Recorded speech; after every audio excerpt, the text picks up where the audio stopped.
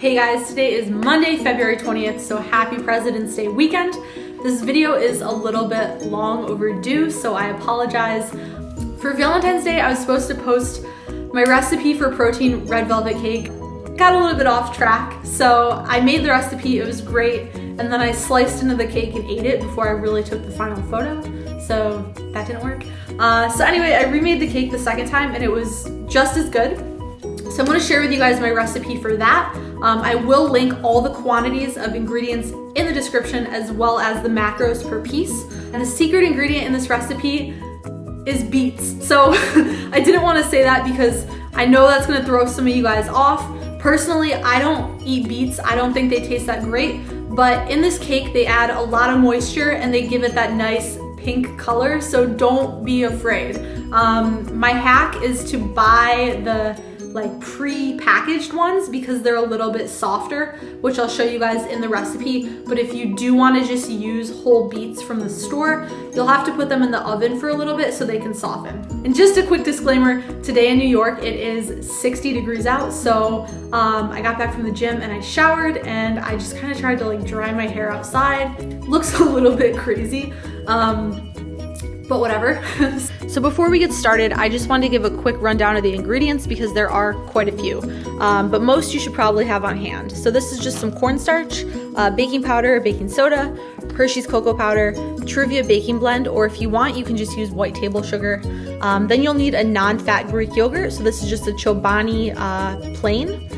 Then I also have beets, and if you want, you can buy pre-packaged like this because they're already soft, or you can use whole beets and just put them in the oven to soften them before you use them. You'll also want some chocolate protein powder, so my favorite one is this PEScience chocolate cupcake, a little bit of egg whites, unsweetened applesauce, apple cider vinegar, vanilla extract, and a little bit of coconut flour. Okay, so first you'll want to use a food processor like this just to make your life a little bit easier. And as you can see, I've actually cut up the beets just so that they blend in a little bit more smoothly. So now we're going to go ahead and add in all of our wet ingredients.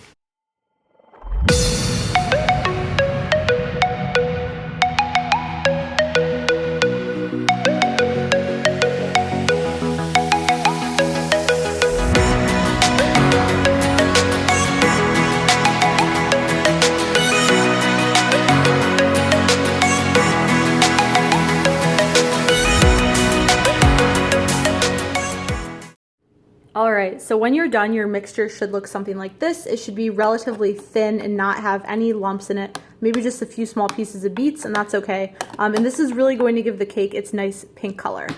So now we have our mixture sitting over here, and what we're gonna wanna do is combine all of our dry ingredients into a bowl. So I've just laid everything out right here so it's easy to put in, but I will link the quantities down below in the description for you guys.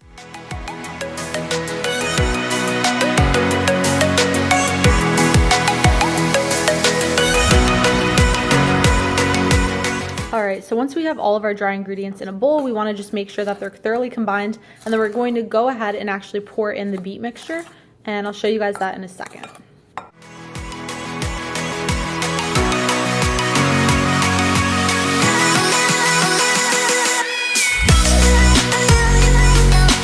So once you're done mixing, your batter should look something like this.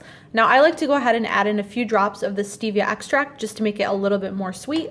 I'm also going to add in this pink icing color just to give it a little bit more of a vibrant red or pinkness to it. So I just picked this up actually at Michael's. You can also get this at AC Moore or just use regular red food drops from your grocery store. So I'm going to swirl this in right now.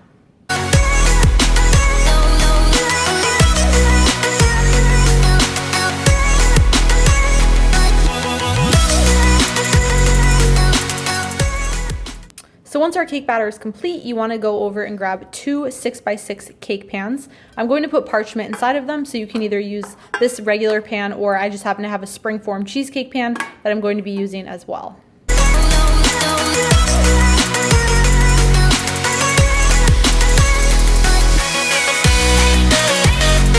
So then once you've lined your pans like this, you can go ahead and pour the batter in evenly. You now want to put them in a 350-degree oven and bake for 35 to 40 minutes. So now that the cake is done, I've just stacked both layers on top so you can see. And you can go ahead and frost this however you like. I'm going to be using this original Cool Whip, just putting a little bit on top, and I'll show you guys a piece of the finished product.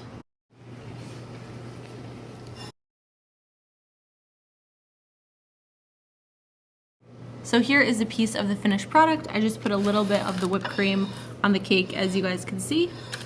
And that's pretty much it.